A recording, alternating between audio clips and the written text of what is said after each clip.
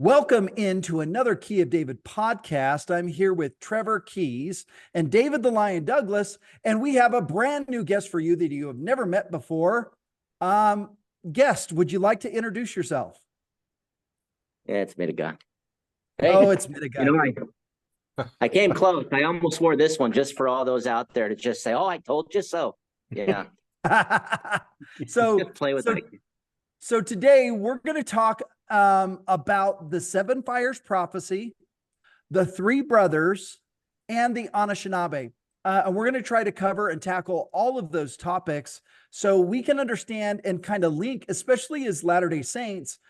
Man, when you look at the seven fires prophecy, you start to ask yourself some questions. When you think about the three brothers, you start to say, could those be the three Nephites? And so you start to see some correlations that as Midiga says all the time, we're not that much different than each other. And so Chief David Midiga, let's go ahead. We're going to do this a little different. Trevor's going to go ahead and read there's the seven fires prophecy. He's going to read the prophecy, and then we're just going to have you commentate on what that prophecy means from your understanding. We're going to probably splice in some things from the big elder, and we'll kind of go from there. So Trevor, take it away. All right, cool. So the seven fires prophecy is a significant part of Anishinaabe culture, which is cool because we're going to talk about what is Anishinaabe. And a lot of us are hearing all these terms, and it's like we're getting members and followers being like, "What is a dudum? What is a this?" Let's just go in and have him explain what is Anishinaabe. Teach us a little bit on that right out of the gate. So it's important to know who you are so that you know how to live here in this earth. And we know that if we start with living our life backwards, then we find who we are. So we go backwards. So we know that we're three in one, three beings in one. And you're just, well, what does that mean? Well, I'm Ojibwe. And that comes from a word. It's Ojibways. It means I'm someone who's recording a vision, living a life with the Creator. But we also know that before you started living that life, you were a spirit placed in a body. You're in your mom's womb, and your spirit and your body came together. That's Oji Chagwan. So you'll hear a lot of us say we're Oji Chagwan. Or you'll say you're Ojibways. If they say they're Ojibways, it means they're actively engaged with the Creator. They're like Jacob in a struggle. So he's called Israel, right? He's in a struggle. But there's those that want to say, well, but I'm innocent. I'm an innocent person trying to remain innocent, trying to remain pure. I'm just a spirit in a body, Oji Chagwan. Then there are those who will say, well, I want to be more than that. I want to go back, turn the clock back and live as I really am, because we believe that we're just only a part of our spirit is actually in our bodies, a small portion. And the majority of it is still actually with the Creator outside of this universe. This is not a unique thing. This is the exact same thing that Jesus knew because he was a Jew. And this is the core of Jewish spirituality. And if people don't believe me, go read the Tanya, which was written parallel with the Torah, to explain it. And they believe the same as us, that we are spirits tethered to the Creator. We're connected. And our spirit is mostly not in our body. Well, that word is Anishinaabe. It's I am a spirit that's lowered. I'm a good spirit that's connected. So we're the people of the world that say, when we say Anishinaabe, that take the experiences away, take the body away. I'm a spirit, and I'm put here. Now, if you're Latter-day Saint, that's the exact same thing you're saying, but you get caught up because the language, there's this weird thing from Europe where they think that everybody has to say the same sound. And they forget that there was a mountain built that fell down and all the languages were changed. And all the languages are equal in relationship to the Creator that gave them. So if you meet someone and they say something different, if I ask you, what are you? You'd say, well, I was a spirit. And then I came to this earth into a body, and now I'm living with families. It's the same thing. We're love it. not different. When one of the first interviews we did with you, you gave this teaching and you're like, we're a spirit tethered to a body. That excited me so much. I taught my kids on Father's Day. They came over. I'm like, look how cool this is.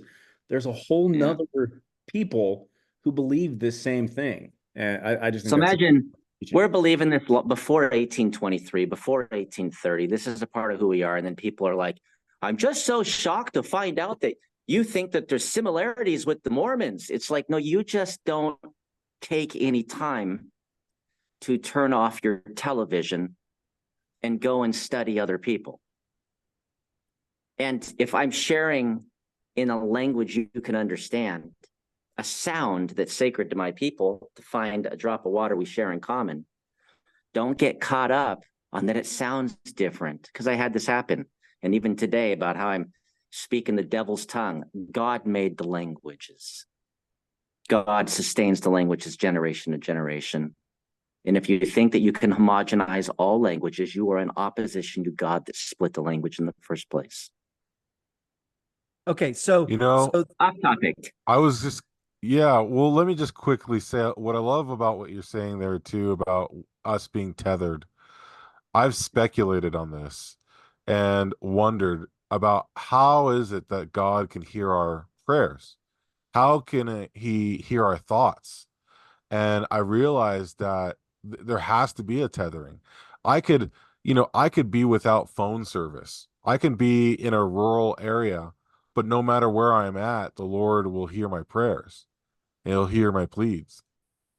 Right now, over my phone is an invisible connection. I'm tethered to something to be able to communicate with you.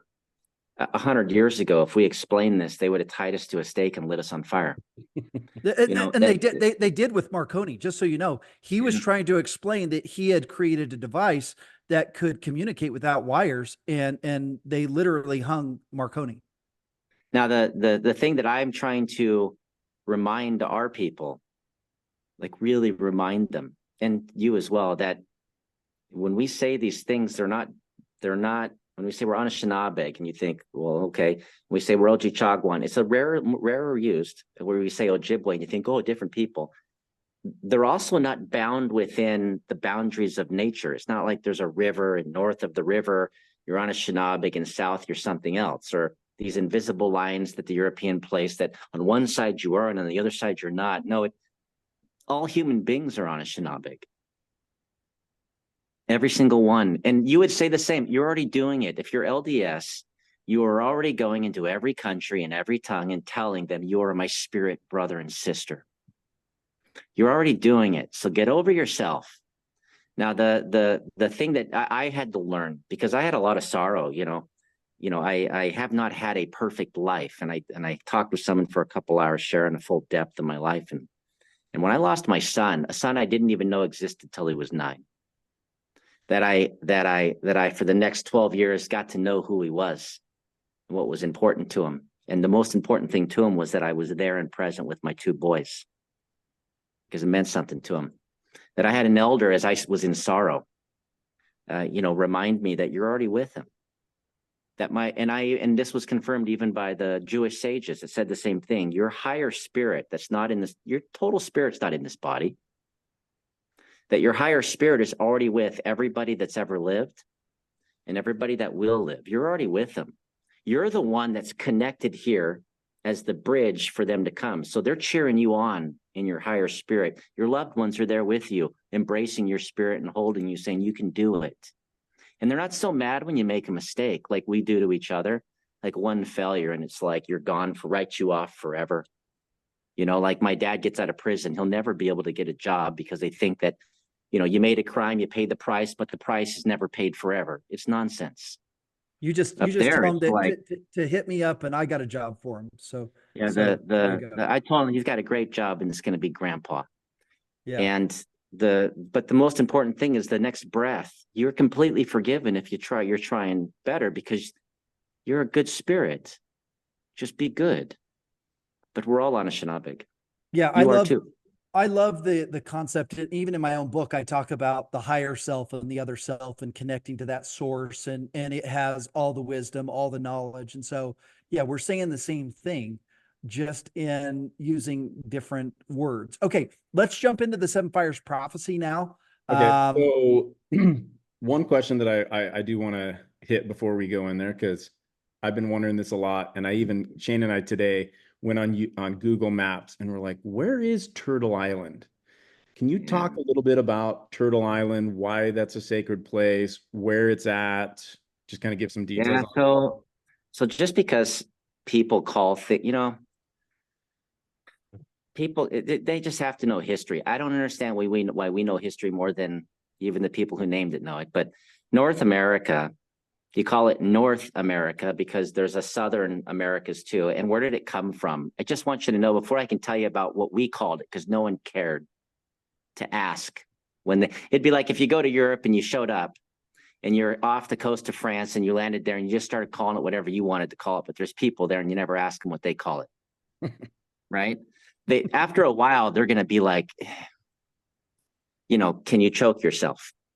And so in 1502, you need to know this. There was a guy named Americus Vespucci, or Amerigo Vespucci. He was an Italian explorer, and he had read all about Christopher Columbus, who had said that he had found Asia. And he said, I'm not calling him a liar, but I'm going to go look.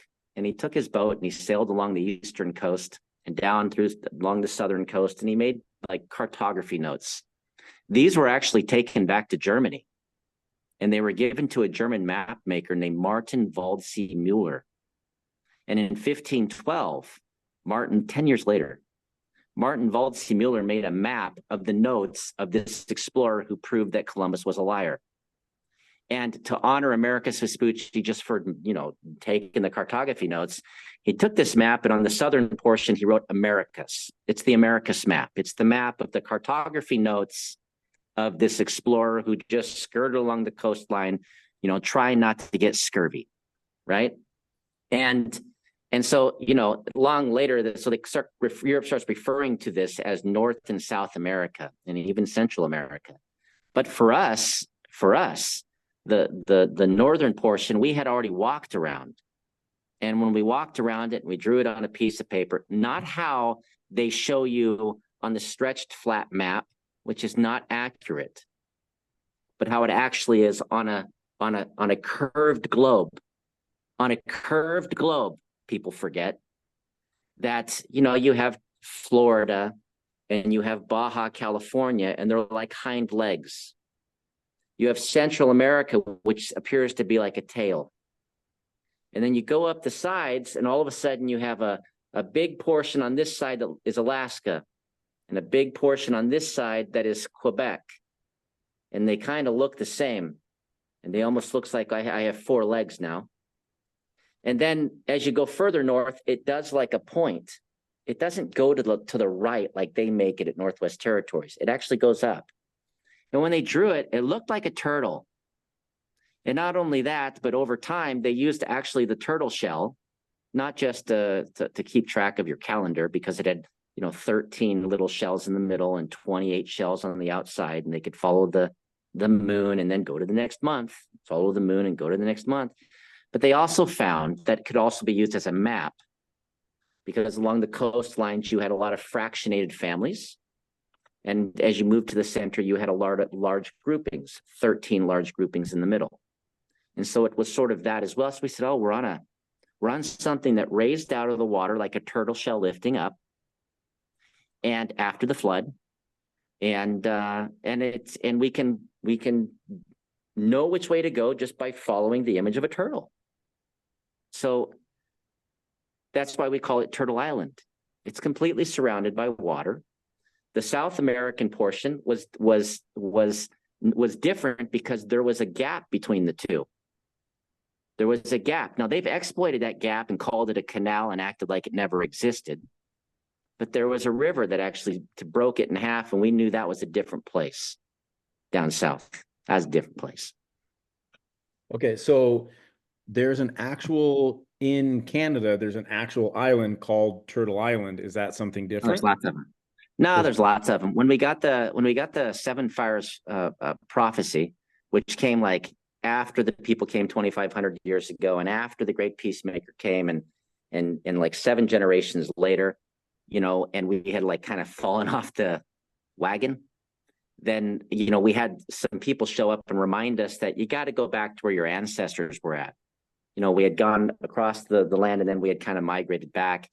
And we there's islands along when you go in the St. Lawrence River and you head into the Great Lakes, there's islands, small islands that reminded us that we're on an island in water. Everything that's big, we made small to try to explain where we were at. And so from Mackinac right off, you know, right in Lake Huron over into, you know, the Madeline Island over in Lake Superior, all of those they call a little turtle island. It's raised up from the water. It's a teaching place. They call them all turtle islands. Okay. But it's just in similitude to something larger. And we did the same generationally as well. We could explain, you know, 7 generations utilizing the turtle shell. You know, we could utilize that a generation is 30 years. Why? Because, you know, natural law, not today where they gave people extra time to grow up, but they knew the kid hit puberty. And at that time, they could reproduce. And they normally did all the way up until the 1800s. And then by the time they're 30, the kid they had is in the teenage years and starting to reproduce, another generation. So they could explain even big, like vast times, like 70 generations, you know, and just using a month, you know, a couple month period. So it's just a smaller macrocosm. It's a part of the actual story of the 7 Fires migration, but Okay, cool. So all the stopping points seem to call themselves Turtle Island, but it's similitude. It's an example. So when we had our what we called Message to the Mormons video, you talked about a cultural center. Is there a location that you have in mind? Yeah. The 3 brothers actually went there. So they had something strange happen when the great peacemaker came. And he was really interesting because great peacemaker, you'd call it Jesus Christ. He was really interesting. He told them a bunch of extra information that they kind of thought, but they didn't know. They kind of thought. And he told them that after the world had been created, that his father had rested on the real Turtle Island. It's called Mackinac Island or Mackinac Island. It's off of Sault Ste. Marie and Garden River Ojibwe Nation, a really sacred place, like the Garden River. It's a river in a garden. Wow. It's the place that they went and stood and talked to the Creator. But this island there's a rock there called, they call it now Sugarloaf Rock. But there's this sacred rock that he actually told these 3 brothers that this, like, the great peacemaker, who they called Giji Wadi Siwinini, which is he heals hearts. And because he let each group call him by their tongue, because he made their tongues. He didn't say, you have to call me Jesus. He was talking to them in their language. Okay. And so he took them there and he said, this is where he rested, right here on this very fascinating hill in the middle of this island. And for that reason, those 3 brothers, when they said, we're going to make sure our children never forget, they made that their meeting place where they always went back and met, because the Creator rested there. And just across the water, they could see the garden where the first people went in to talk to they went into the sanctuary. They went into the garden to speak with the Creator, walking through nature, following a big deer because nature was dense, and they followed the road that was made by the big deer that had been there for a long time before mankind was. We're the last ones made. So awesome. Yeah, it's Mackinac Island. Okay, it's cool. Sacred. Love it. Okay, so 7 Fires prophecy is a significant part of Anishinaabe culture, particularly among the Ojibwe, Odawa, and Potawatomi. Sorry if I all the same people. So I'll stop there. They all call themselves Ojibwe, and they all call themselves Anishinaabe. The term Potawatomi and Dawa'a, not Odawa, it's Dawa'a. These were responsibilities they took upon themselves. Just as you'd be, I'm an American, but I'm a lawyer. I'm an American, but I'm a teacher. These were responsibilities that a family took upon themselves. Same people. Interesting. Okay. So it says, this prophecy passed down through generation outlines 7 distinct periods or fires that describe the challenges and changes the Anishinaabe people would face. Overview of the seven fires prophecy. So I'll hit one, talk about it a little bit, go to the next. The first fire. This prophecy speaks of a time when the Anishinaabe would receive a warning to move westward to avoid a great calamity. They would seek a place where food grows on water, interpreted as land where wild rice grows. Wild rice. All right. Any comments here? Should I keep going? Yeah, so they actually showed up. These were they gave 7 messages, but 2 of them spoke as one. They were 2 people that seemed to speak as one person. I don't know if we don't know if they were twins. We don't know if they were, it was it's always a strange thing, but there were this is an interesting story that in on the eastern shores of what you call Canada, in the Mi'kmaq Nation today, is the eastern door. It's where the Wabanaki, the Abenaki, same people are at. They appeared there. So it would be right at the mouth of the St. Lawrence River, a boat that was reflecting light, like a miga shell, a white little shell, appeared in the water, and it was shining because the sun was reflecting off of it. And off of it came these elders. And they came into a and when we teach this, we say that if you stood on a hill in this area, as far as you could look, and if you go there, it's all hills with cool valleys.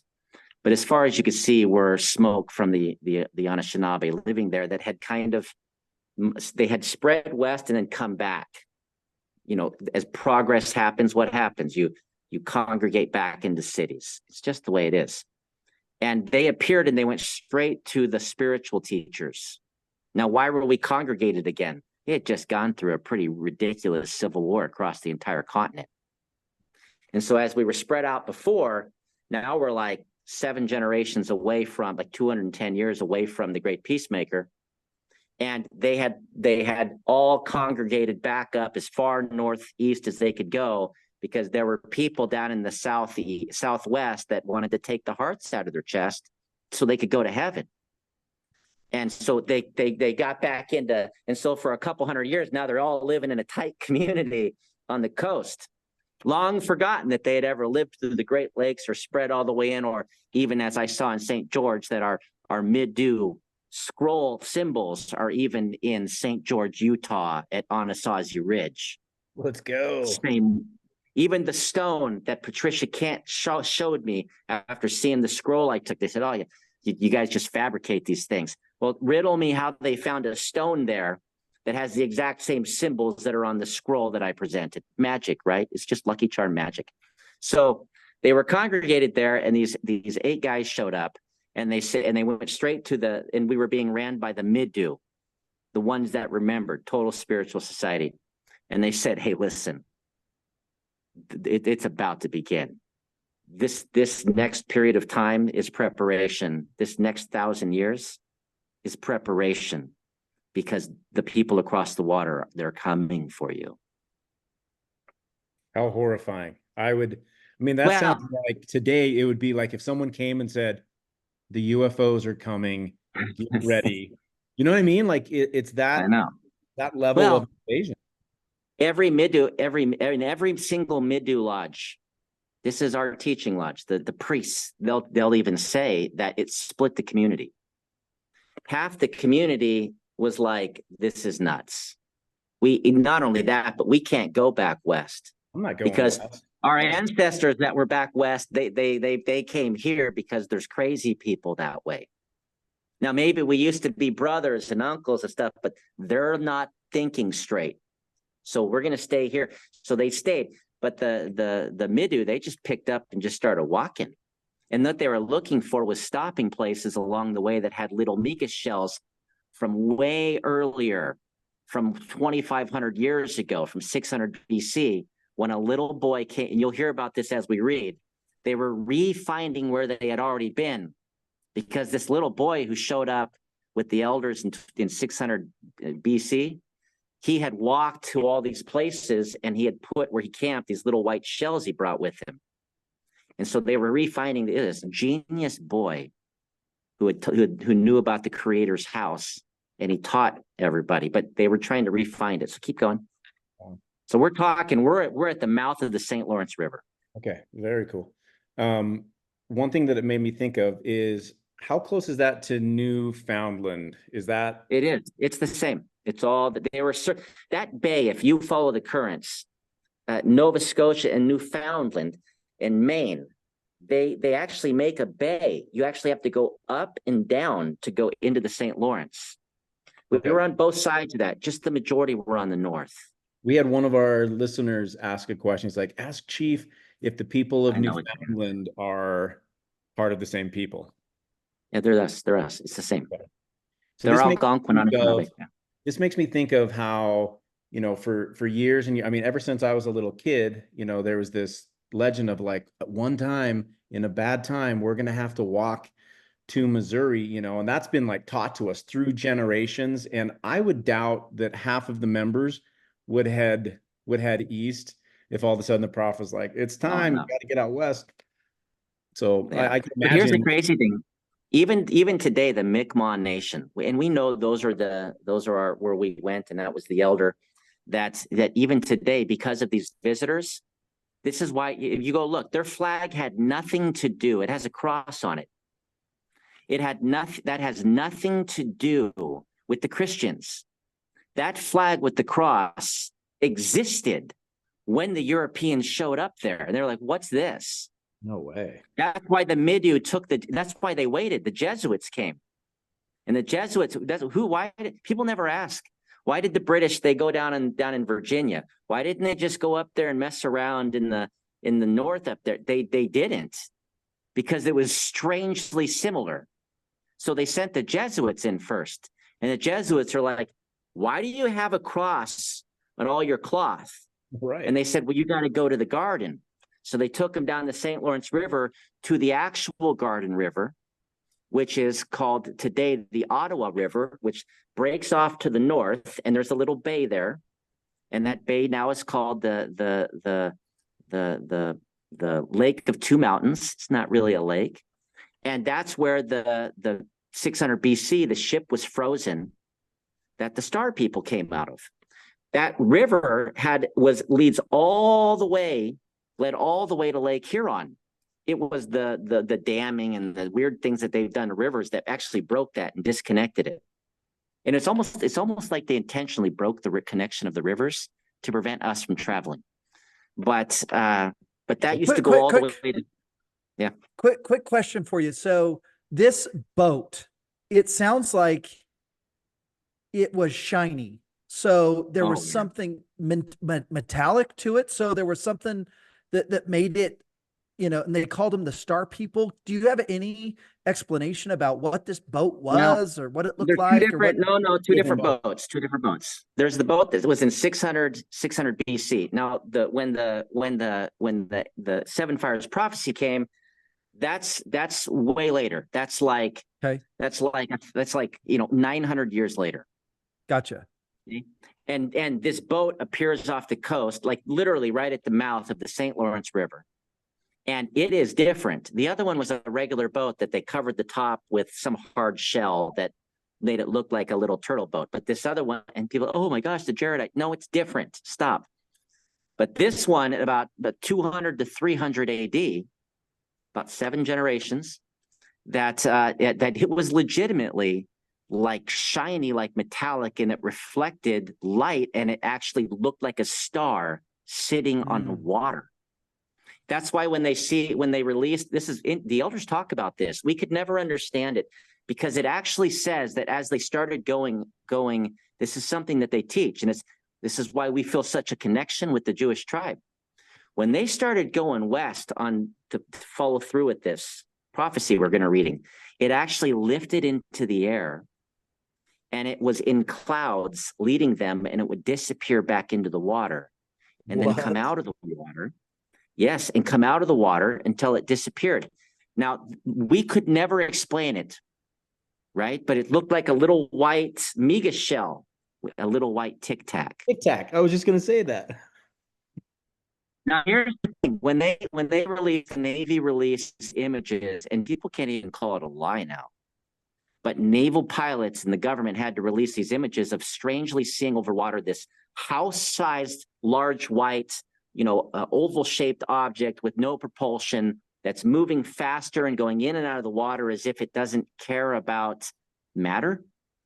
That our elders were like, it was like that. So this thing came out of the water. Humans came off of it and told us the future, went back onto it, and then it went up in a cloud and led them west. And then it would go into the water. The people would get lost. We're going to read about it. They would get lost, and then it would back up and come out of water and go up in the sky, and they'd follow it. And we saw it. Now people could say, you guys are liars. Well, then call the Jews liars. They say the exact same thing. They followed a white thing. So this was long before there were any flying objects in the sky like we see today, airplanes and that kind of stuff.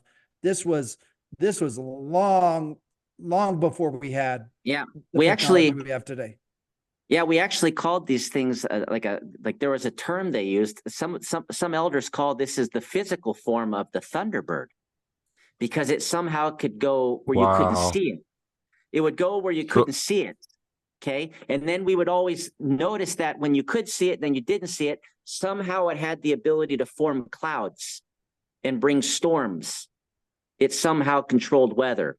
It's some sort of, we can say now it's some sort of technology. So this is clearly not Lehi's ship. This doesn't sound like Lehi's ship at all. This is 300. How can it be Lehi's ship? It's 300 AD. 300 AD. So I thought I heard you say 600 BC. So in 600 BC, a separate, you guys, come on, man. Two different ships. Seven Fires migration occurred after the Great Peacemaker left. Back in 600. Oh, sorry. I was going to say, as soon as we started talking about Tic Tac, the moment you and I both said Tic Tac, your video feed started lagging. I'm wondering if we should have him log out and log back in, because is it lagging for you guys as well? Yeah. Oh, it's as soon as we started talking about the Tic Tac, the moment my computer that is set next to me that I don't have the internet connected to, that has the power setting set to never turned off and turned on. This just happened. You saw me get dark. This just happened. Let's have you log out and log in. Log out, log back in. All right. That is so funny. The moment he says Tic Tac, all of a sudden, no. As soon as we started talking about some shiny ship that showed up on the water and started raising out of the water, his connection started wigging out. Okay, he's coming back in. Yeah, that is too funny. Okay. 300 AD. That's wild. Okay, let's see if we can get the connection back. I'm not kidding you. As soon as you started talking about the ship, your connection went bonkers. Yeah, well, it's still going a little weird right now. That's better. I'm not saying anything that my elders haven't said and hasn't been said for 1,500 years. And it's what we sometimes wonder is they're watching us, right? And we sometimes wonder if they're wondering, they see a three-house government, they see it having the eagle standard. They remember we were a three-house government and we had the eagle standard. Who are we supposed to talk to? And we sometimes wonder about that, but it is what it is. So yeah, about 210 to 300 AD, a white reflective thing that was the size of a house that looked like a miga shell, a little white miga shell, came out of the water, and human beings came off of it. That's amazing. Do they describe what the human beings look like at all in the prophecy?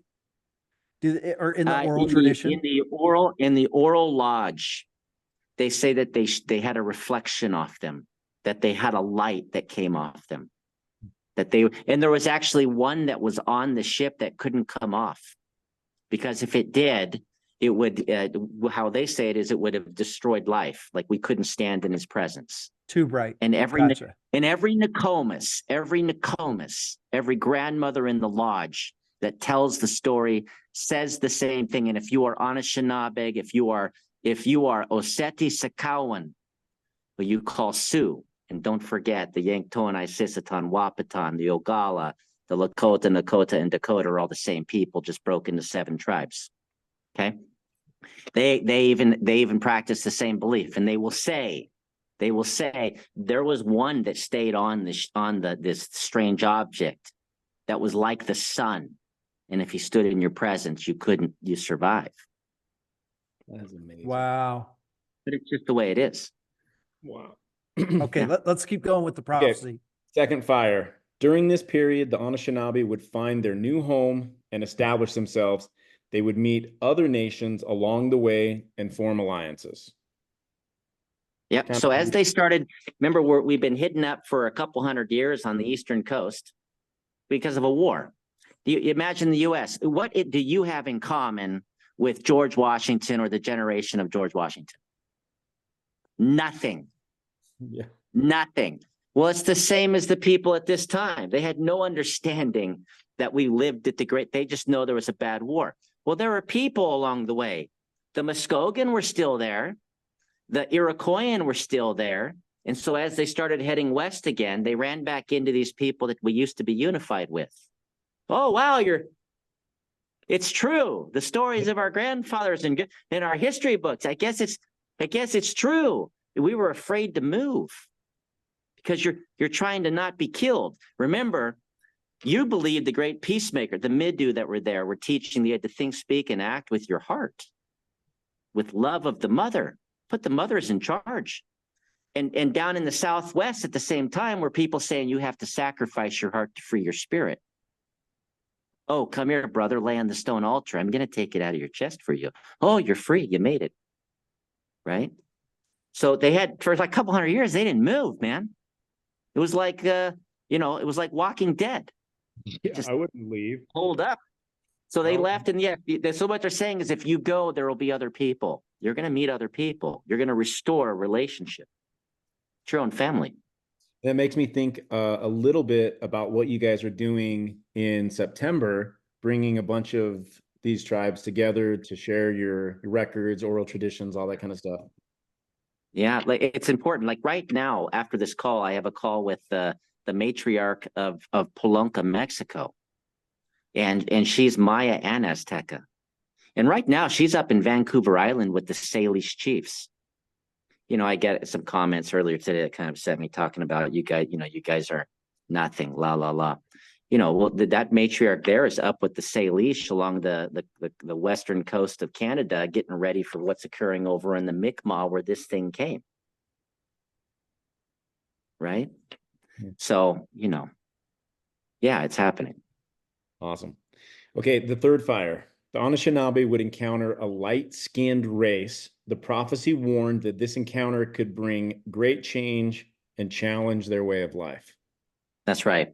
So they said right now, there's about 1,000-year period, okay, that something's going to happen. The first thing you need to do in the first age, it's going to be a period of time, is you got to go west.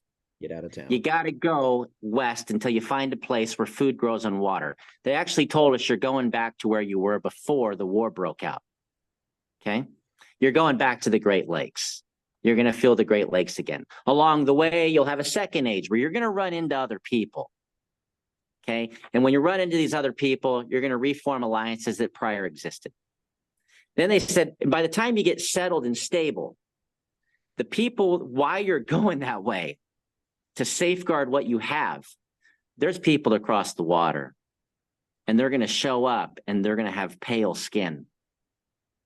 It's going to be pale. They're going to show up, and the thing is that there's always God works in probabilities. He always hopes for the best, but he knows that hope is not a strategy. So he'll tell you what they could be in the worst. And so he's saying, hey, listen, you need to watch them when they show up, because they're coming in the name of God. They're coming in the name of the great peacemaker. So it's probable they could show up with his heart, or they could show up using him to take everything from you, because greed and brotherhood is the same face. Keep reading. Wow. I would hate to hear that. I'd be like, do not tell me people are coming. Okay, the fourth fire, a time of struggle and conflict marked by attempts to assimilate the Anishinaabe people and erode their culture and identity. Yeah. So this is when they've established their governments on our land. So when they first came, we wanted to try to promote brotherhood. Let's pull your brother face out. And so we tried to, greet them kindly and nicely. We tried, but again, we really quickly, we received feedback from the Algonquin down along the coast that you would call the Powhatan.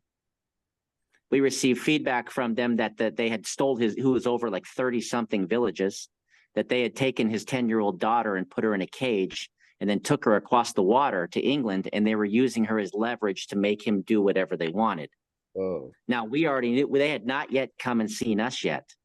And so we knew they were the Southern Anishinaabe. So we knew, okay. So, and so then we knew that all along the 13 colonies, this is when this period started, where they started saying, you got to be a part of us or we're going to like kill you or move you. Yeah. The way you live is wrong. Let's make the water dirty. The fifth, yeah, it is dirty. The fifth fire. This prophecy, this sounds kind of like a little bit of the same, but this prophecy speaks of a period when the Anishinaabe would face oppression. Their way of life would be greatly threatened. This is often seen as the time of colonization and forced assimilation, including residential schools. Yep. So this began with the foundation of the United States. So prior to this, the period just before this period was from the 1600s to 1700s. Mayflower time. This was them popping in, moving in. We have a plague. We leave our cities. We're wandering in the wilderness for one generation. The second generation comes back in the 1650s and 60s and 70s and says, but this is my stuff. This is my dad's stuff. This is my mom's stuff. They start the Beaver Wars, fighting for their trade routes, which is their stuff. And then they force, England and France in 1701 to say, okay, we'll treat you as equals. And we know, okay, we're in this fire. We're in this period right now. And then, so then we know the next one's coming, which is watch them with a wary eye, because whatever agreement they make next is going to be a lie. And so they took our three-house government and they formed their three-house government to copy us. They took our eagle and they used it as their symbol to copy us. And then they said, we're going to now make you become us. And that's the 1800s. They are the child clone of us that does it in a bad way. This shows my ignorance. I had no idea the eagle was you guys' symbol, and I didn't know about the three. Anybody can Google the Anishinaabe flag. All of the Anishinaabe in Ontario united in the last 3 decades, and they use our flag. It's a big white flag with a big black eagle. David, I want you to put this up on the screen when we're talking about this part. Okay, so the sixth fire, it sounds like things are starting to get a little bit better here come the sixth fire.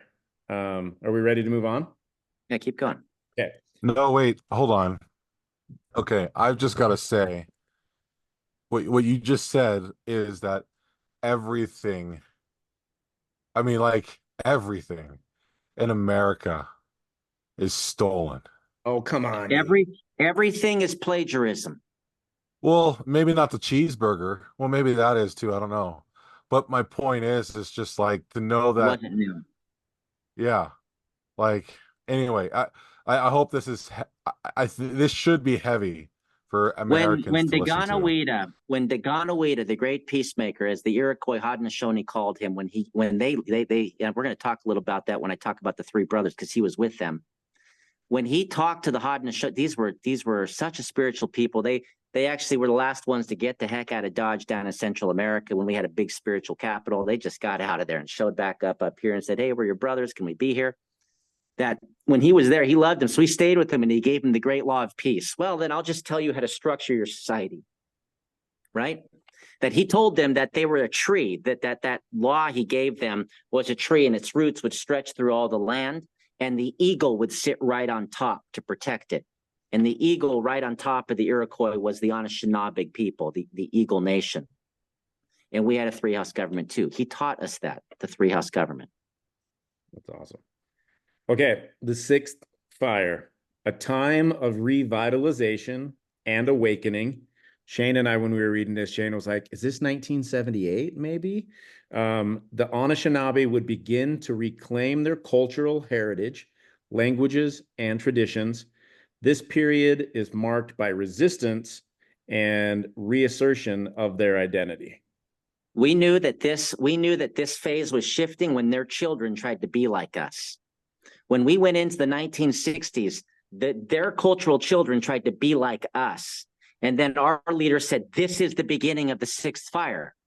And so children as young as me, and I'm not young, as old as me, Dennis Banks, Russell Means, Randall LaRue, John Trudell, the American Indian movement, stood up and said, if we're sovereign, then we're going to be us. You say that you're sterilizing our women.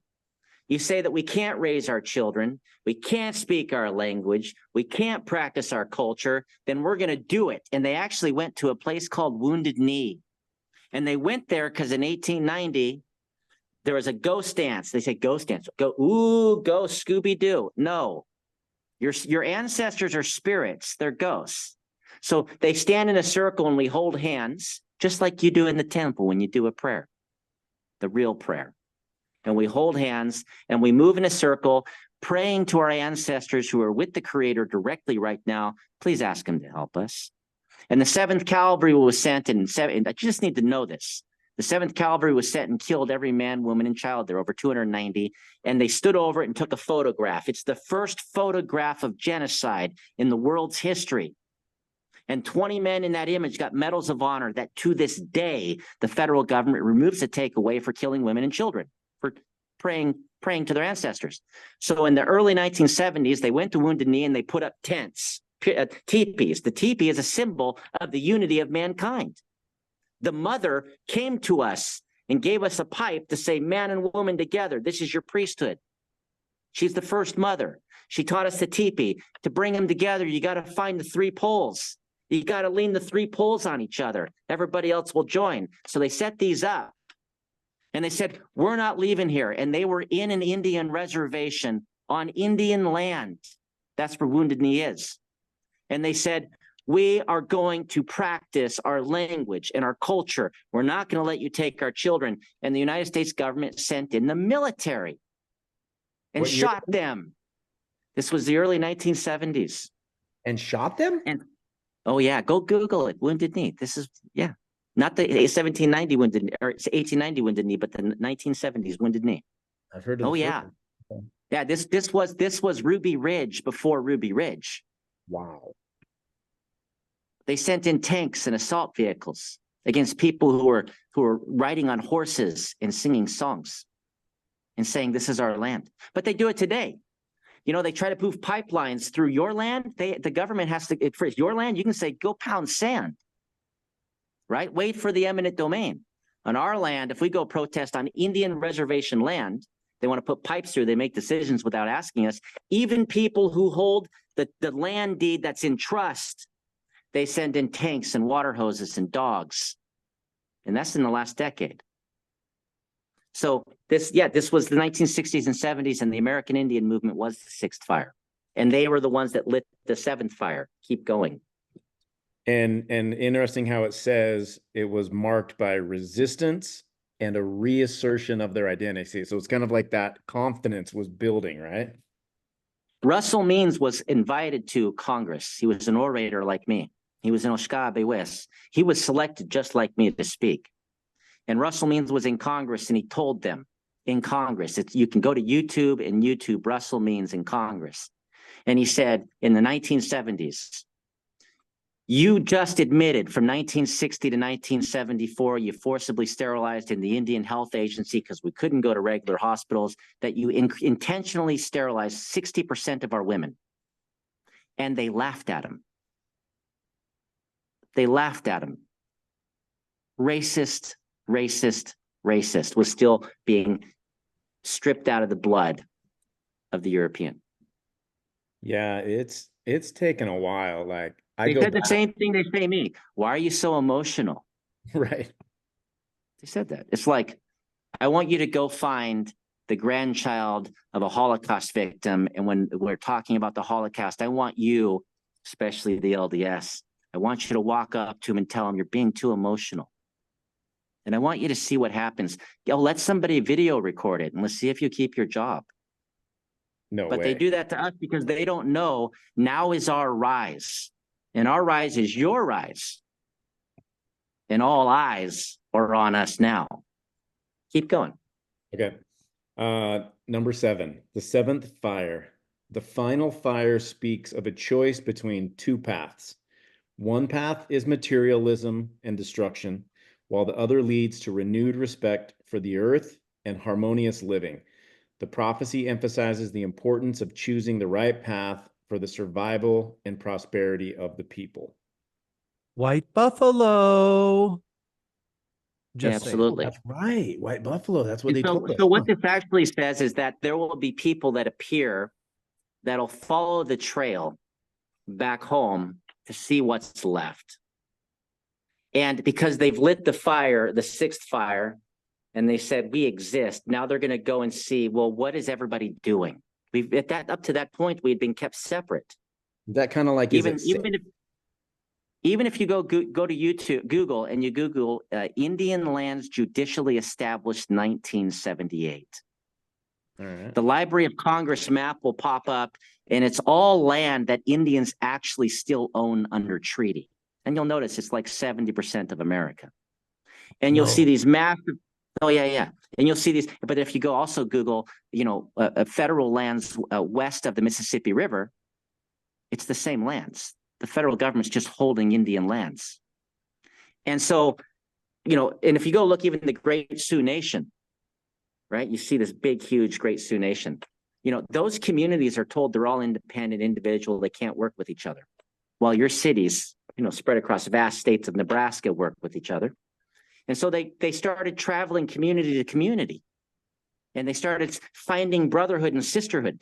The 80s and 90s and 2000, the first decade, was the first time that Indians from many reservations started going to all reservations and saying, okay, we got to start networking together. What's left? Even myself, when I went through the trail and went back and found some amazing things, it's this time we know that we're transitioning to the end of the 7th fire, but it's a strange time too, because we're meeting elders and we're finding who doesn't remember anything, who's asleep, who has nothing to offer. And then those that are awake, now's the time to tell us everything. Powerful. That's what's happening. Yeah. The 7th fire. Because we know it's that song I sung the other day where we talked about the praying before the sun comes up. That we knew that we're in darkness until the 8th age. 8th age, the great peacemaker is going to show up brighter than the sun in the sky. Oh, and can you mention the 8th age? Like you just dropped it again, but can you tell us? I know we've kind of covered now the 7 fire prophecies, and I want to get to the 3 brothers, but tell us in your culture, what is the 8th age? So this is global unity and kindness, and the Creator dwelling in our presence. Now, so for Mormons, that'd be the millennium, right? Yep. Now, Mormons are Christians, and Christians were based off of Jews. And even Jews believe that there are 8 ages, and they're waiting for the 8th age of redemption and the Creator to be dwelling on the earth. Gotcha. We're not saying something different than you. The problem is that most Mormons or Christians don't even know that the Bible is a fraction of the Torah, that Jesus knew the full Torah, because he was the author of it. Like they don't even know what they're taught. They don't know that the grandfather of the Book of Mormon is the Torah. Because what did Lehi do? He went back, sent his sons back to go get the Torah. Yeah. Go get the Torah. That's how significant it was to the people in the Book of Mormon. Go get that book. And those boys, Laman and Lemuel, they just rough kids. And Nephi and Samuel, what did they do? It was so important to remember the importance of the Torah that they went and got those 5 books of Moses. So why are Right. people surprised that what we do is so similar, or that they say it's okay? You understand? Gotcha. Yeah, so Okay. one thing before we jump off of this, I've noticed you talk about technology and how technology has robbed us and tricked us. And I noticed something in the Seven Fires prophecy at the very end of it here. It says that the prophecy emphasizes the importance of choosing the right path.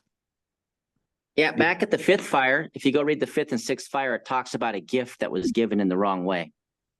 That a gift was come and given to the people and to our people that said in how they presented it. And anybody can act dumb, but if you go read the pamphlets and the leaflets of the late 1700s, late 1800s, early 1900s, all it talks about is giving you time with your family. All of it. You know, going to the mother with the washing machines, which they used to have to use the boards and the water, and it was now a machine that you could wind up and it would go. That imagine how much extra time you're going to have. Yeah, that was the Or, marketing. you know, as it was marketing, it was your time. Well, that's what pulled us. That's what pulled us also. It pulled us out of the reservations into their communities to become them. We need you to disappear.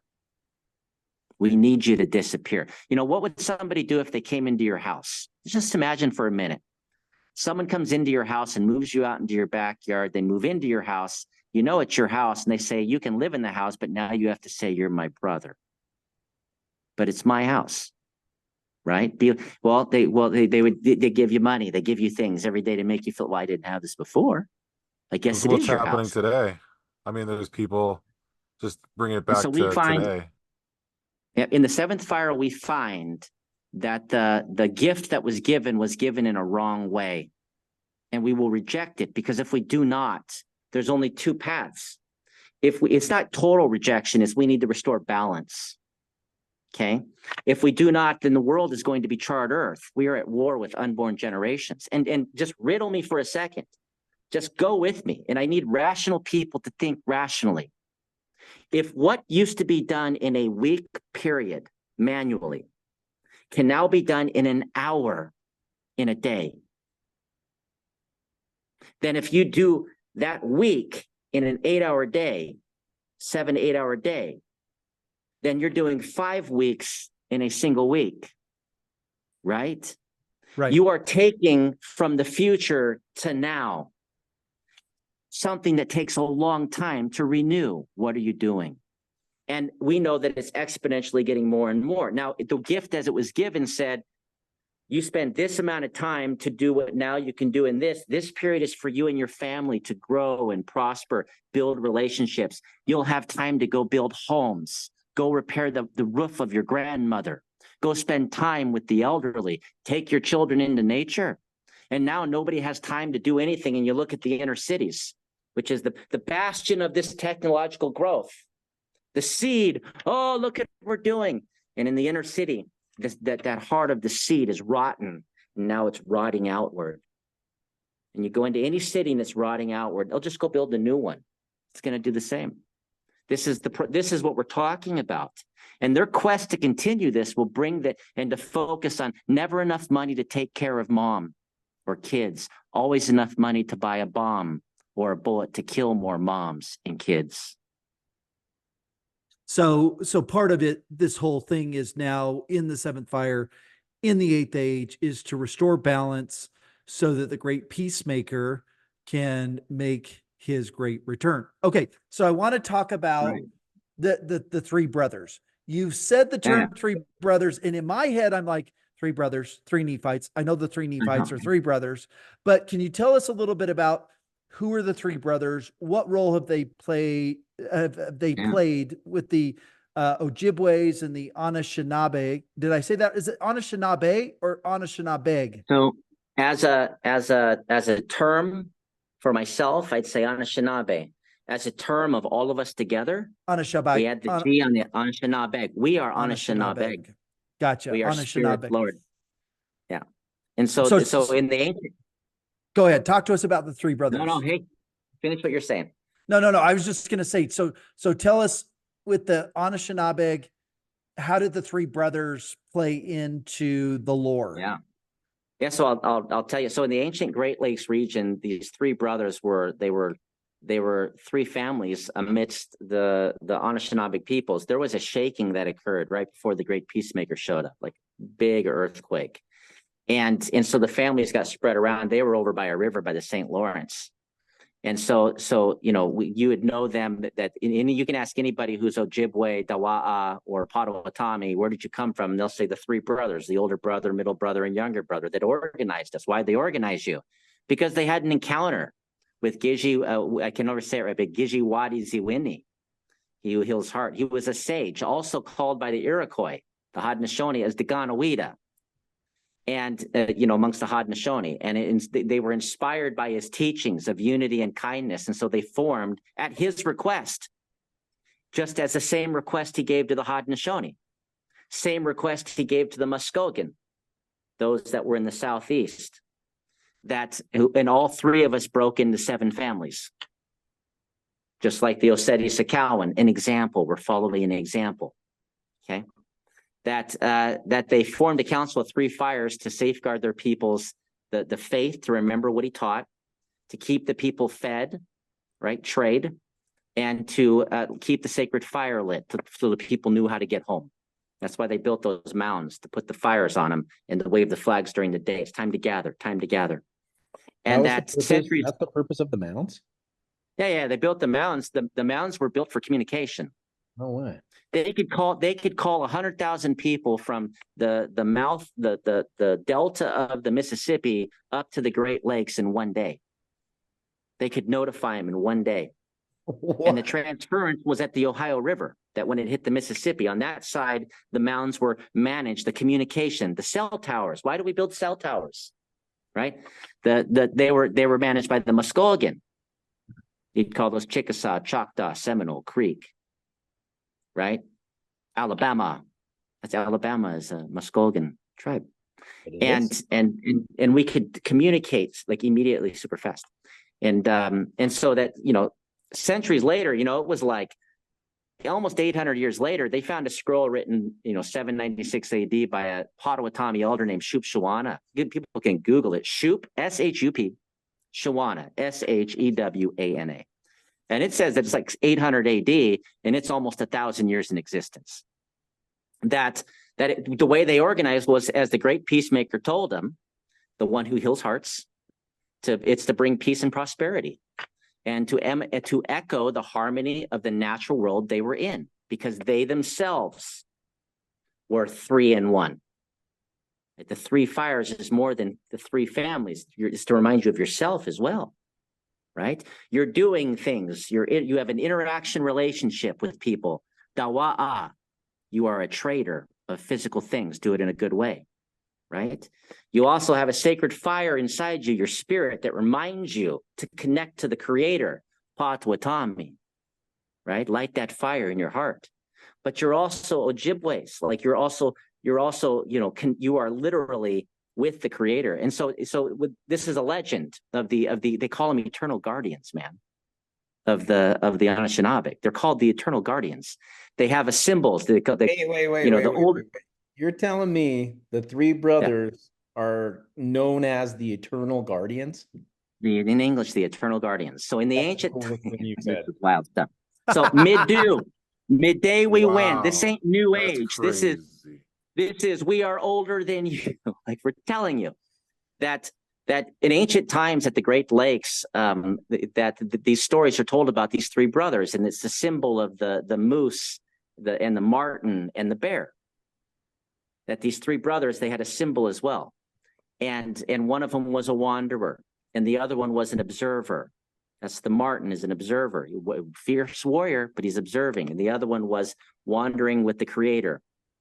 And then the last one was the protector, right? Timothy sounds like the wanderer to me. That dude's, I don't know why it's coming to me, but if you got one named Timothy, he's the wanderer. Well, let's just say you just hit the mark. So, and we already know that what you just said is true. So that these were leaders in these families when the great peacemaker came and showed up, and they were known for wisdom and strength. And so here's what happened. There was a specific day that there was a shaking of the earth.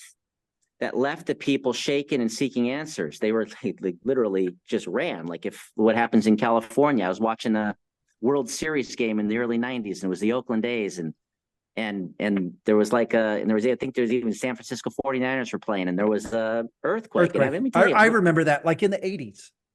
Yeah. And so when this happened, they gathered at the river where their lands converged. This is the St. Lawrence River. And a hush fell over the assembly as a figure emerged from the forest. He had lowered down and walked out of the forest. And they're standing there with the Haudenosaunee, and his presence commanded awe and tranquility. And this is who we call, Gije wa Dizewini, the one who heals hearts, or Daganawida, where two rivers have met. Okay. And amongst the Haudenosaunee of the South. And his voice was like the sound of thunder. And his love was like the heartbeat of the earth itself. And so he approached these people, and specifically these three brothers, and his eyes, stared at them, but it reflected them. And he called them brothers. And he began speaking. I'm going to tell you, I went through this today with an elder, that his voice was like rustling leaves in the wind. That he said that he came with a message from the Creator, that we must love with our hearts and walk the path of kindness, and to feel the heartbeat of the mother and of the earth, and let our hearts guide us. Wow. So the older brother, whose eyes mirrored the stormy skies, immediately changed.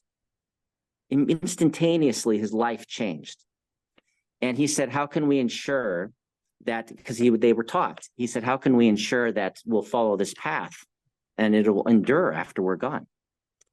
And so he smiled, and he said, you have to form an alliance. And they called this the Council of Three Fires, and are you not three fires yourself? Everything is in the order of the earth, the moon, the sun. We see this even as an eclipse occurs. And an eclipse did occur before the shaking. And this is why he used this as an example. I'm reminding you. And so he's the one that told them how to do this. So they established this. Now, as he also gave them the gift of immortality, that these three men became known as the guardians or the protectors, and their bodies had a strange gift. They just didn't die. And their grandchildren's grandchildren marveled at their longevity and started to worship them. And the men themselves grew weary of this life because they spent all their time missing who had passed. Can you imagine how hard that is? I mean, I'm just thinking about it right now. Like, yeah, wow, I get to live forever. Oh, you're going to mean to tell me I've got to see my wife die, my kids die, my grandchildren die? Oh, your grandchildren's grandchildren start looking at you with awe while you are sitting with sorrow. So the older brother, he said, we have to leave. And they left on what they called the golden path. They followed the great deer and they went around the world. And after they had gone around the world, they came back together. And they said that they missed their kin. They missed those that had left behind. And the middle brother, he said that he yearned, his heart, this is what he said, that his heart grows deeper in ache year by year. And he yearns to be with them beyond the rainbow veil. The younger brother, who is the symbolic of the bear, that his steps stayed along the Kaniatori Wananea, which is the St. Lawrence River. And his eyes used to be bright with useful curiosity. But now when he stared at the people, he had a wisdom fades with ages of sorrow. I bet. And so the two older brothers, they said that we can't continue like this, that this gift is not a gift. And so they weighed heavily on him, and they departed and left the younger brother.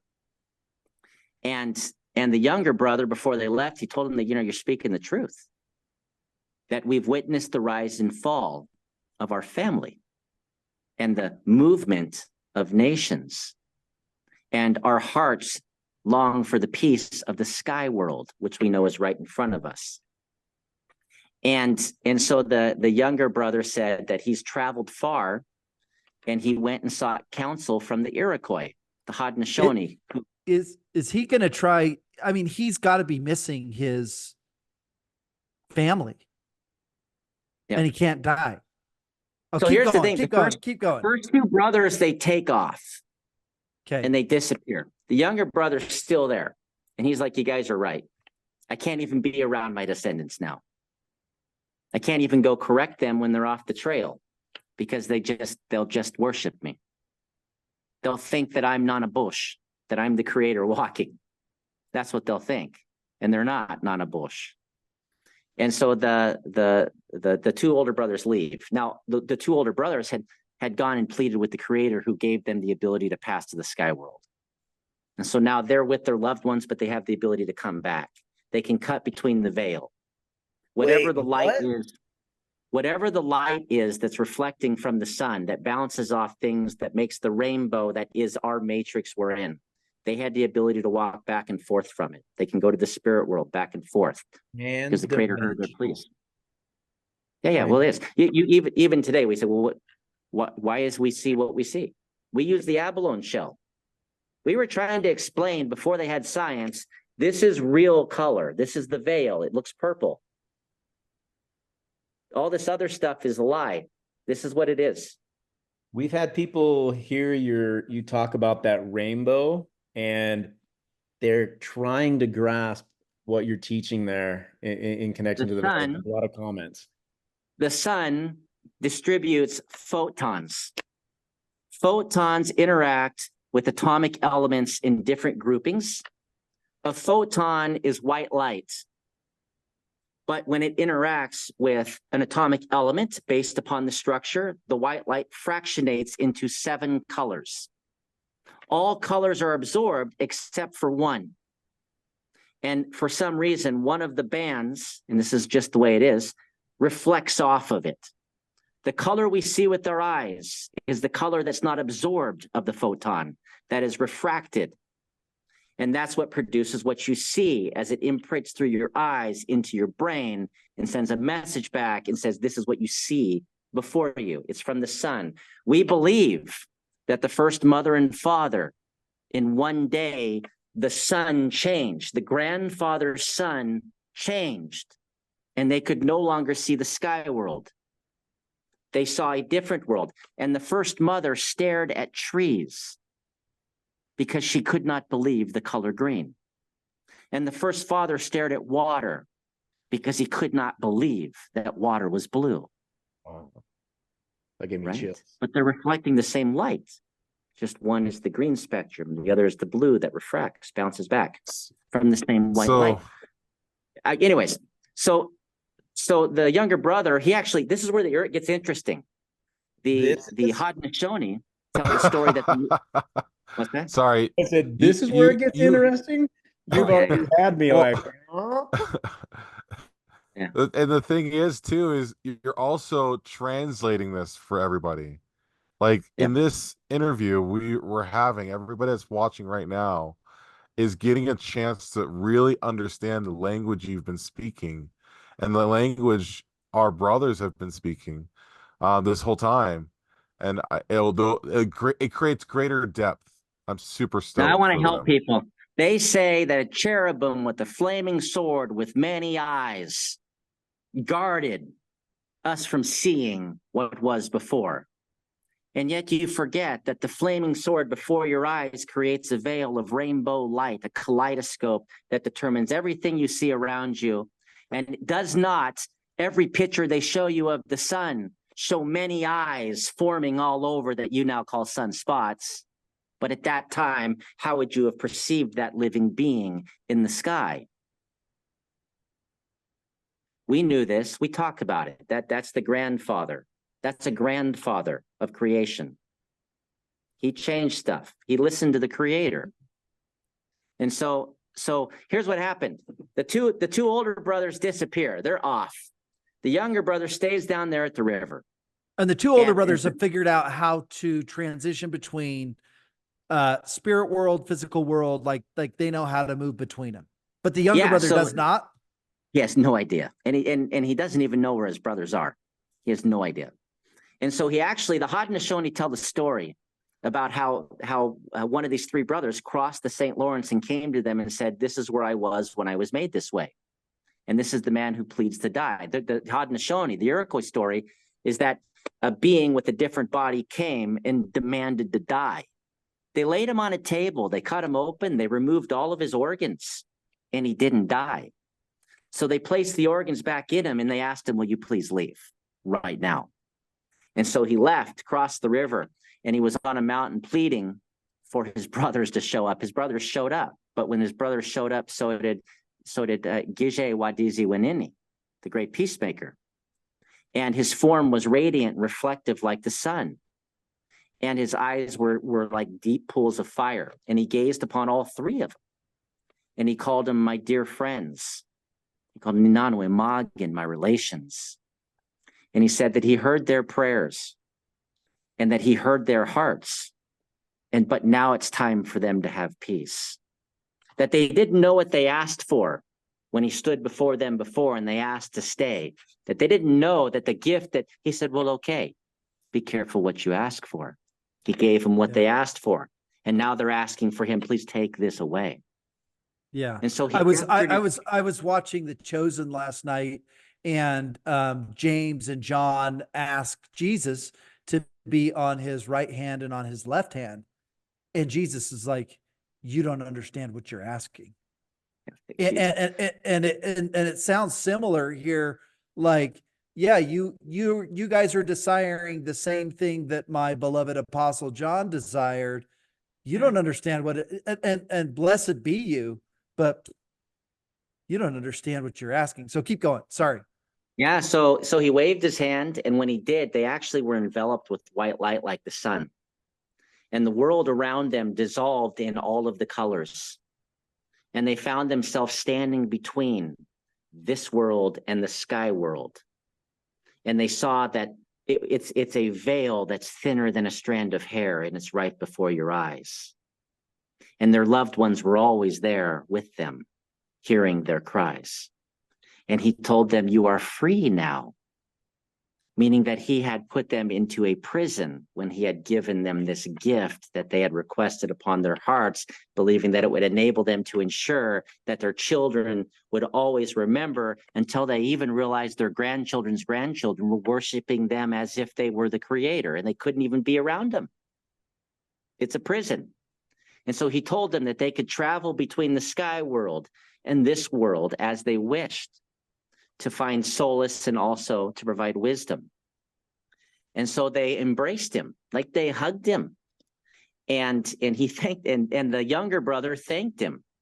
And he said that he will always honor the teachings and the wisdom that was given to them because of this gift that he had finally given them to be with their loved ones. And so this is a testament of the eternal bond between the earthly and divine that guides generations towards peace and enlightenment. Is wisdom means that you don't necessarily need to get what you ask for. You'll get what you need. That's why we say, "Aya, Gichi Dawe, Bushke Gin, Yahweh."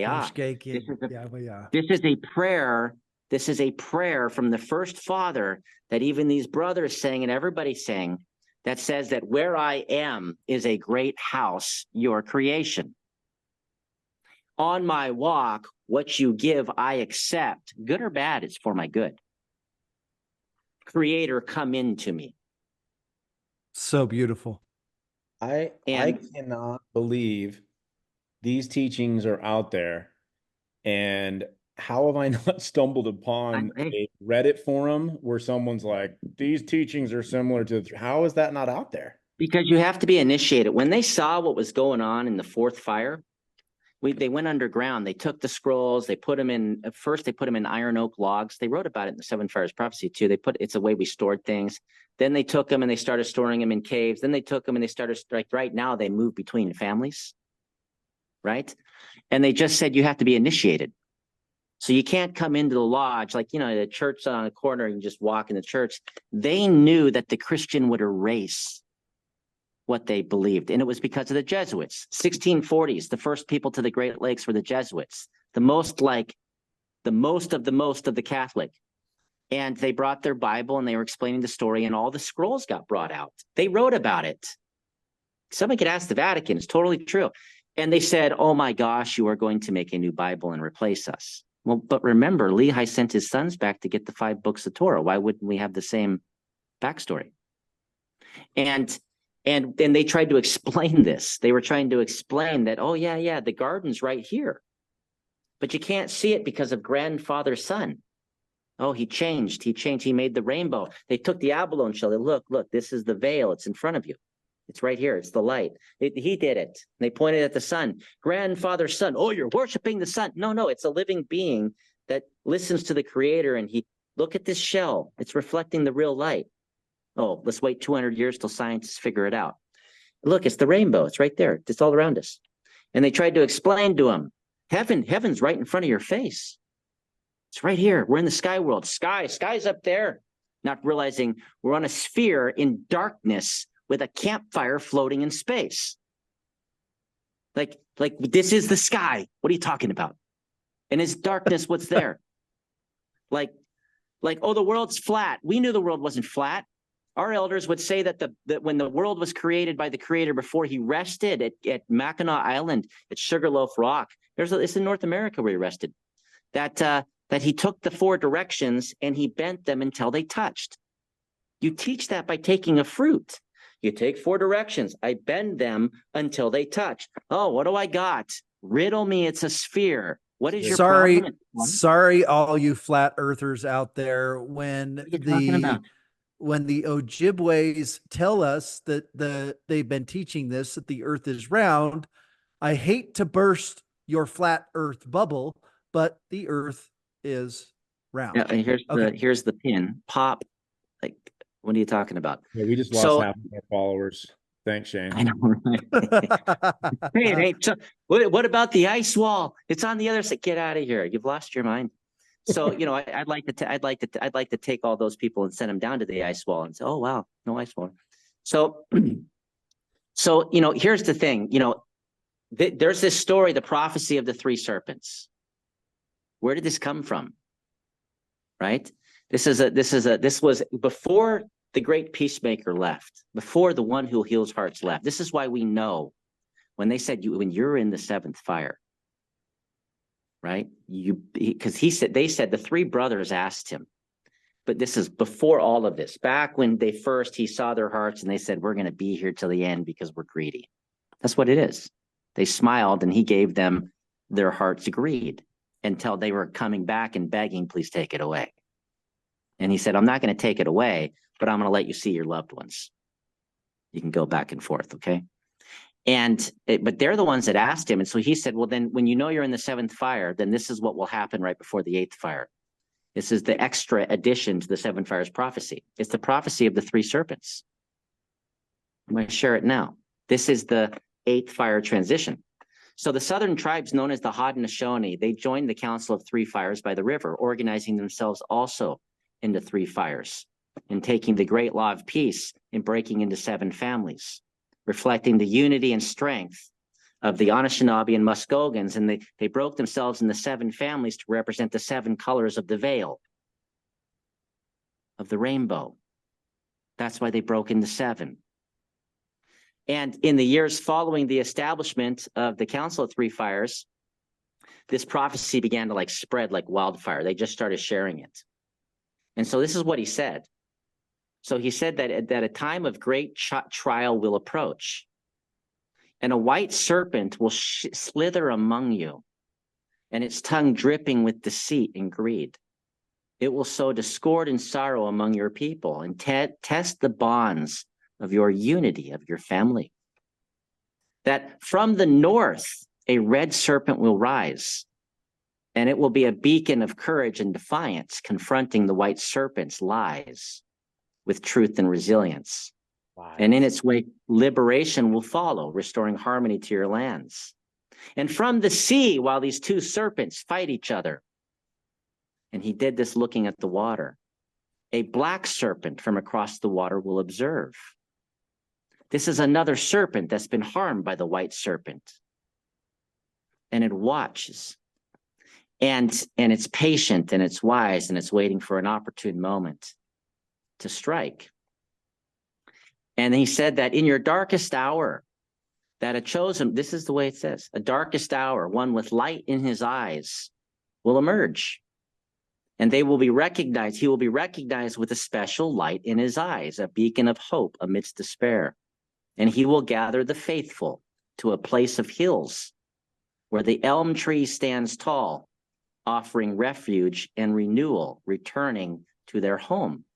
Anybody can go and Google Daganawida, Three Fires Prophecy. They bowed their head and they were said they'd remember his words. They didn't really know what he was talking about. And so centuries passed and the prophecy of the three serpents became woven into the history of the three fires and the lodge, as well as the Haudenosaunee-Iroquois Confederacy. That the white serpent's deceit would test their unity, but the red serpent's courage and the black serpent's wisdom from across the water would prevail, bringing liberation and enlightenment in their wake. That when the black serpent strikes the white serpent, when the red serpent has him finally on the ground, that then he would see the one with light in his eyes, with those gathered in the mountains, their home, and he would say, it belongs to them, and he would depart. Wow. And leave. And the land would be returned to the Indian. And it would be the European who would come as refuge, as refugees into our communities, because they had destroyed themselves. And so this is what he said. And when that happens, then you know that I will appear, because they will come to you in the hills. And when they come to you in the hills, I'll appear in the sky like another sun, reflecting like the sun.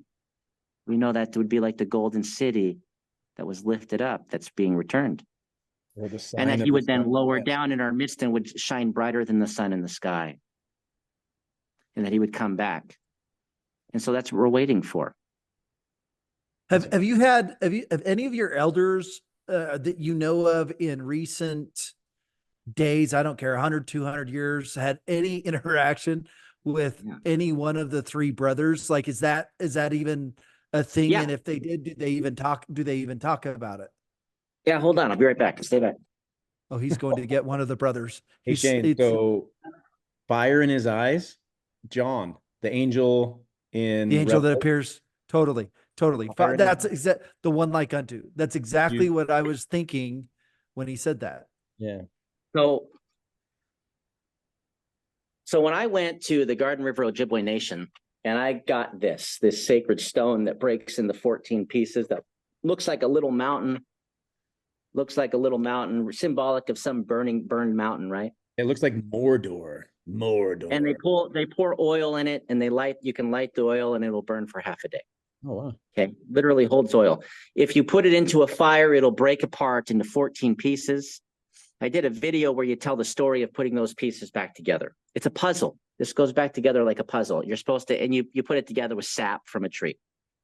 And this is a sacred stone. Now, when I wasn't supposed to get this stone, I shouldn't have it. And when I went, I was just going to meet with elders who were going to confirm that I was a Dudamog, which we'll talk about, that I was a clan headman appointed by a matrilineal clan mother. I had to state who she was, the 7 generations back of hers, and then I had to commit myself to professing everything. It didn't matter what I did the day prior, the breath prior, that from this moment forward, you will think, speak, and act the 7 grandfather teachings, and you will live as a chief of creation.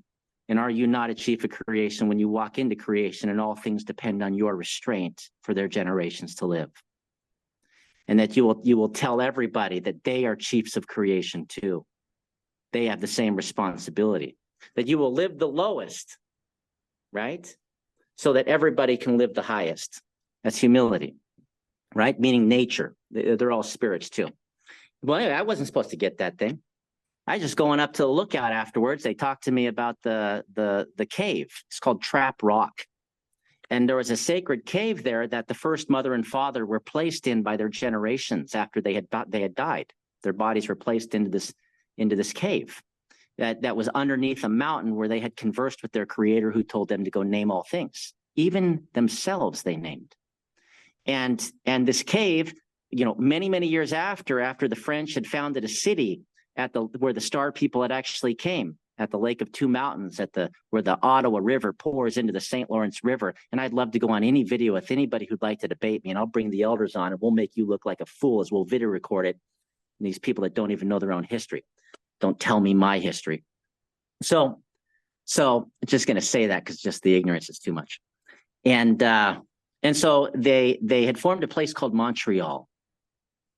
And when they did that, they took the Anishinaabe that were there, that protected the river to the garden, and they moved them north to a Christian mission along the trading route that went north up to Hudson Bay, that goes up through a river up to a place called Maniwaki.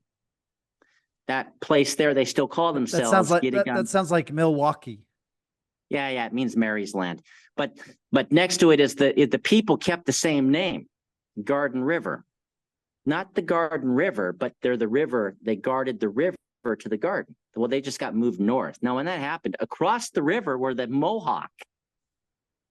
And the Mohawk, the French convinced them, well, then why don't you just go to war with the Anishinaabe? They just crossed the river, went straight through the Lake of Two Mountains, and they went straight up the Ottawa River and went directly to Garden River, and they surprised a village that was there. And the villagers, there was nobody to protect them, that they went to this cave and tried to hide in it, this sacred place, believing that they'd be safe. And while they were hiding in this cave, in Trap Rock, everybody knows this who's Algonquin. It's not our job to teach the European that doesn't even know the year their constitution was enacted. I digress. So they hid in this cave, and the Mohawk found them at the cave. And they collapsed the overhang, which collapsed the entrance. No one could understand this because they think of a cave usually on a flat surface. And when the warriors who were out hunting returned to the village, no one was there, and they found the Mohawk. They fought them and pushed them out. And then some of the Mohawk told them that the people we collapsed them in the cave. So they went to the cave, and the stones were too great, and the collapse was too great. They said, well, now they're in a grave with the first mother and father. This is sacred. And so I'm told this story, and they said, we're going to go to this place. And then when I got there, so I was like, this is fascinating. I had never been there before. And so when I got there, there's a trail, and all of a sudden we're going to the lookout. I know you can Google the lookout. There's a lookout that overlooks the whole Great Lakes, a place where when you're standing, you see the air patterns from the three lakes come together, and the wind moves in a big circle. It's a very spiritual experience. And when it rains in a circle around this place. It would be a sacred place. So as I was walking up, something happened. We got to go this way. We end up where we're at, and some things happen, and I end up walking off with this stone. So I can tell you with the surety these three guys exist. Not only that, but in the midst of the Mormons being a little bit crazy with me, forgetting that I'm one of them, and if you are rejecting me from the Indians that are adding upon what you have to prove that it's true, then you're being two-faced, because you go to those with the Bible and you say you must accept the Book of Mormon because it adds upon your faith. It reaffirms as a second witness, so you have to accept it. And here we are trying to affirm you with our entire spiritual identity, and you won't accept this adding on. You pick and choose. Well, the elders got upset, and they said, don't talk to him anymore. Shane, we wrote a letter. We sent a letter, and it was pretty rough. Yeah, okay? I was nervous to be the one that had to, one, deliver the letter, and two, also deliver it through social media. And so, fortunately, go ahead. We didn't seek you out. I had no reason to come back to the LDS Church. I was doing my duty for a lot of other traditional chiefs around the world to go and speak with peoples who had been spoken to for the last 80 years. I had no reason. I got invited to an Ojibwe conference that turned out to be led by Mormons. And my elder said, well, then just go tell them. Yeah, the first people were here on this land. The garden was here on this land. Oh, yeah, the Jews came over. We did the hard work. We just signed a proclamation with them in the fall. They put our stars side by side, right? Go confirm some things with them. that, hey, we believe the same thing spiritually. We're spirits, we're in bodies, we're brothers and sisters, right? The great peacemaker did come, spread across the land. And we're not liars because we found our stuff in the Great Lakes down in St. George, man. People can go look. We didn't know that we were going to get attacked so viciously just for trying to add upon what you have and told that we just need to be quiet. And so they were done. Now, within 24 hours, I got a call from an elder who you'll talk to this next week. And he was like, he called me up and he was like, two elders, two brothers just left. What are you talking about? I don't understand what he's talking. What's the context? And he said that they told us that our pipe's going into the Mormon church. You know, the pipe is a symbolism of our priesthood. Whoa. It's a symbol. And he says, it's going into their church. Oh, and they told me they're Mormon. And they just left. He said they just left. So let's be kind. You need to go tell them the story of the teepee. Now, I heard Arvil Looking Horse at the White Buffalo, uncoordinated. Totally uncoordinated. Totally uncoordinated. You went and filmed the ceremony that Arvil Looking Horse held. Who carries another bundle? I carry a bundle that's been regathered. Many don't know that the pipe that was gifted to me, it's like 400 years old, used to be with this stone. And I'd been told about it for a long time. By a long time. And then I finished talking and telling Mormon's truth, and there's an old man standing there holding it up in the air. But so the pipe, so he said the two brothers come to him and told him what does that mean to say the pipe is going into the Mormon church? What does that mean? The teepee tells that. The teepee, the story of the teepee. The first mother appeared. People are so much about Adam, Michael. What about the first mother? Well, she came to the Star people, the Oseti Sakowin, the Sioux Sainte Marie. They used to live side by side with us at the center of the Great Lakes, right next to the garden. And that's my family too. My people, you're half your family Sioux and half your family is Ojibwe. They don't understand that thing that happened 25 years ago was the birth of those two families. And the first mother appeared to them and told them about the white buffalo. This is a sign to watch when you know that you're close to the eighth fire, the eighth age, that he's coming back, the peacemaker. And Arvil Looking Horse talked about it, and he also talked about the teepee. He said it. Mitiga's not making stuff up. He said it on video to you that he stood there and said that she gifted us the teepee to teach us about our place and how we all rest together in the circle. Well, when he said that the pipe is going with the Mormon church, what he's saying is our two priesthoods are supposed to come together. Gotcha. Now, our priesthood is already with the Jewish priesthood. We're waiting for the Gentile priesthood to lean with us. And he says, no matter what, you got to teach them the teaching of the teepee. And they need to understand their role. And that's exactly what happened. Literally, it was Shane, hold off on the letter. I have the letter. He's like, hold off on the letter. The two brothers came. And in my head, I'm going, okay, two brothers are two of the three Nephites in my own brain. And then it's like, and then I received a teaching that I need to deliver. And if you haven't watched the TP teaching, go to our YouTube channel, watch the TP teaching. It's our highest performing video at this point, which tells us that that's what the Spirit wanted everybody to know is this TP teaching. And so that's exactly what we did. The name of it, if you're looking for it, is A Message to the Mormons. That's what we titled it. A message of peace. Message of And what did Arvil Looking Horse, when he stood up, who carries another bundle that was given by the first mother herself, what did he say? You got it on video. He said, we have to remember the teepee teaching. Yes, he did. And because that's the one we're supposed to tell to the Gentile, that we're trying to tell you your place. You think that you're a stick that can stand alone. You're just going to fall over. You keep falling over. I don't understand. You say, and the Latter-day Saints need to really hear this, that they say that Jesus, or the great peacemaker, has shown his face amongst all peoples of the world.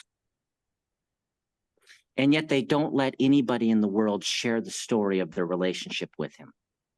because they use a fraction that they say is 1/100th of our record to replace everybody's records. No. Right. And if their experience is in any way different, even in the slightest, than what they read in the 1/100th, then they're like, what do you know? But we understand that the Savior's going to come to people in their way, how they would receive him, how they would recognize him. So of course it's going to be a little bit different, but the teaching is going to be, the doctrine is going to be the same, maybe even told in a different way so that those people will understand it. And we have to be willing to hear what they have to say. And it's their drop of water. We have a drop of water. It's their drop of water. And we need to accept their drop of water as they accept our drop of water. So cool. Okay. Anything else on the three brothers? Well, they're our eternal guardians, and they were always with us, and they're always teaching us. And they will be the ones to remind us when we know right before he comes back. And we can affirm to you that there's a reason we're doing what we're doing. And as you can tell, it doesn't matter who pours the hot water on me. It keeps going. It keeps going. Because there's nothing you can do to stop the work of the Creator. And God forbid you hold the work of the Creator, claiming you work for the Creator, and you actively work to stop what he's trying to do. Yeah. And let me just tell you this. I don't know what Mitiga, it's probably 1:30, 2:30 in the morning where you're at. Oh, yeah. This guy is like the Energizer Bunny. He doesn't have to do any of this. He doesn't have to come on this podcast. He doesn't have to share these teachings with us. But he realizes it's important. He realizes that his message needs to go to the LDS. And so that's what we're here to do is to deliver the message. And for most of you, we have seen this massive shift where people are like, I hear you, Mitiga. I hear you, Mitiga. And so we just need that those that are at the top, the leadership, to say, let's sit down. Bring your drop of water. We'll bring our drop of water. Let's form this teepee. That's right. And and I'll just say this, I was given tokens too to remind you that we remembered that burnt mountain where the Creator rested. We remembered the 14 that are bound as one family. It breaks into 14 pieces, the 12 tribes and the 2 sons of Joseph. You talk about giants and you can't prove it. I carry a large tooth carried down through my family. I carry a large tooth. I don't have to go get people to tell me giants exist. I know that this was with other teeth and a head, and it must have been pretty big. Wait, like that's a yeah. tooth. Oh yeah. So, when I'm meeting with the rabbis from Jerusalem, I'm like, oh, you talk about giants. Well, I was given this to carry. Hey, it's a giant tooth, petrified tooth. Yeah, of course they lived. My ancestors, fought them. Wow. So you're going to tell me, and I just want to reframe this. I have met with the Reformed leadership of the rabbinical order, the Orthodox, the most extreme of the rabbinical order. I have met with the leadership of 3,000 churches in North America. I have met with kings and queens in Europe. I have met with tribal nations around the world, and I had not had one time in that entire experience with any of those people who questioned my right to stand for what I knew to be true, which was the table of my family. And they say, oh, emotion, because it's my LDS family who should know better, that are the ones that are saying, we don't want what you want to add upon our faith. And that hurt. Let us not be the ones that say we have enough, we need no more. I mean, these are in our own scriptures. So I would say to Russell M. Nelson, a president of the Church of Jesus Christ, head over a corporation that probably gives him more drama than it's worth, that he doesn't like because he's a spiritual man and he wants to follow the Savior and he wants to talk about good things. That's I'm not carrying a large tooth as a token and a symbol for us to disappear into history.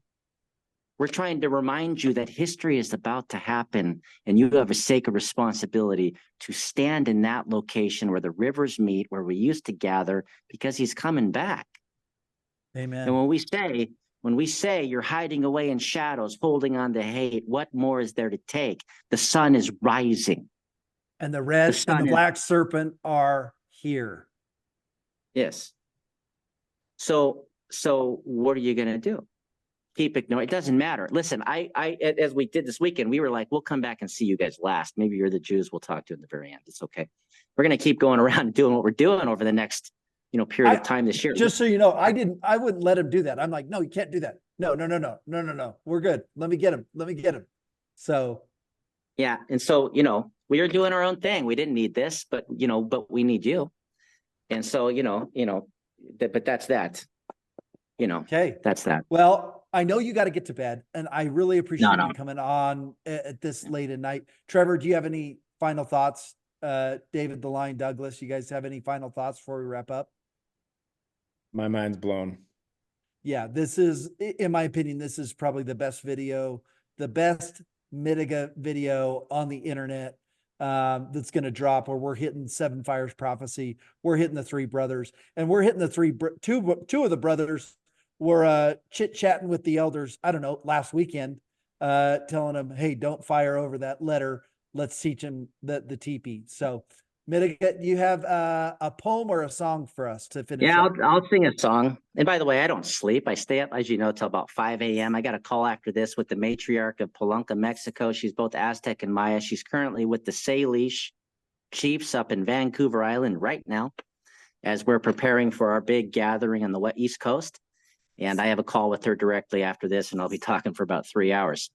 I sleep about 2 to 4 hours a day, but that's because you are not fed by bread and water alone, that you are mostly spirit. And when you are following the Creator and his will for your life, you will have energy that is abundance beyond measure. Like, and anyone that knows me and saw me in Utah, where I didn't eat for 3 days and I didn't stop talking for 3 days, and I certainly didn't sleep but 2 hours, the Creator is the one that provides the force for your life. Running you're up, a shadowed weary, reflection of your fate. You're a shadowed reflection of your true form. It's time to go back. Yeah. Well, I hope I do this justice. This is the water song, and what it says is that I'm praising the Creator, that I thank the women who take care of the water. And we know that because they're the ones that rest us within the womb in that sacred water when we're first baptized. That, John the Baptist tried to say, hey, you guys, you screwed it up. We got to take you back to the womb and renew you, because you got to start over. Okay. It's a rebirth. It's from the mother, but this is the Mother Earth now when you're getting baptized. And it says that, thank you to the thunderbirds, these things that are like angels that we can't see, that are all around us. And thank you to the grandmothers who have allowed us to be here. And I hope I do this justice, because I'm not the best at this song. I'm going to sing it. Way ya hey ya, way ya hey ya, way ya yo, way ya ho, miigwech ichi manadu. Way ya ho, way ya ho, miigwech ikwe, miyani be kinagajitoen.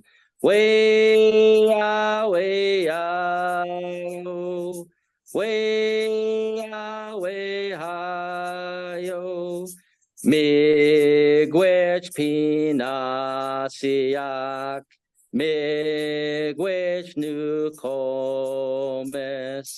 Way ya yo, Way, way, hi-yo.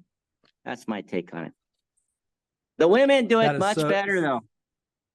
Well, I love it. And I appreciate you spending time with us, teaching us about the seven fires prophecy, the three brothers, and just so grateful for you and the work you're doing, and am prayerful and hopeful that all of us as members of the Church of Jesus Christ of Latter-day Saints can unite arms and lock arms with our brothers and sisters, and remember that we are all Ogie. I'm going to mess it up. We're all Ogie, Anishinaabeg. Anishinaabeg, and We're all Ogie-Chagwan, Oji-Chagwan, and we are all Ojibwe. and we are all And Ojibwe. tomorrow, when you shoot your fireworks off and you're celebrating your independence and your family history of fighting for what's right, remember, I'm carrying a stone tooth that my ancestors tells me that we've been here a lot longer than you, and I'm trying to tell you that it's time for you to be who the Creator has asked you to be now. Can I get an amen? Okay. Thank you so much. For myself, I'm Shane Baldwin. For Trevor Keys and David the Lion Douglas, thank you again so much. David Taylor, Chief Mitiga. I love Mitiga. And this one, it's going to break the internet. Until next time.